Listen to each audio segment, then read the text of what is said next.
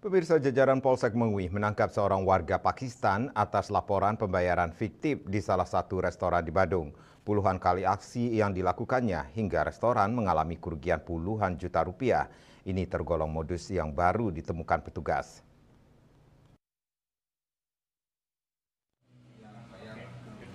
Kapolsek Mengwi Kompol Iketut Adnyana menjelaskan tersangka OF, 32 tahun, seorang warga Pakistan melakukan aksinya di salah satu restoran di kawasan Pererenan Mengwi Badung, di mana pelaku memesan makanan secara online. Namun pelaku mengelabui karyawan restoran melalui pesan WhatsApp dengan mengirimkan bukti pembayaran palsu atau fiktif dan beberapa kali menggunakan nama yang berbeda-beda. Bahkan sesekali menyertakan tagihan pengembalian uang dari kelebihan bayar dalam bukti transaksi fiktif tersebut. Aksinya dilakukan puluhan kali sejak April hingga Juni lalu dan mengakibatkan kerugian hingga 30 juta rupiah. Aksinya terbongkar setelah karyawan restoran mencurigai bukti transfer yang tidak disertai adanya dana yang masuk ke rekening.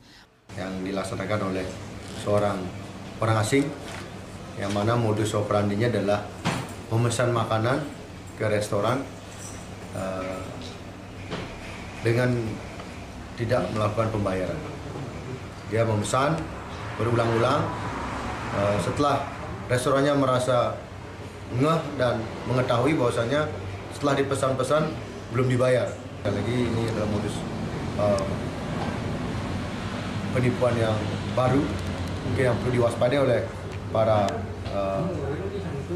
pelaku industri ataupun perusahaan agar selalu waspada apabila ada pemesanan lewat telepon, mungkin bisa di cross check kembali, jangan sampai korban menimpa yang lain lagi. Pelaku dijerat dengan Undang-Undang RI Nomor 19 Tahun 2016 dan Undang-Undang RI Nomor 1 Tahun 2024 tentang transaksi elektronik dan atau pasal 378 KUHP tentang penipuan dengan ancaman pidana penjara maksimal 12 tahun.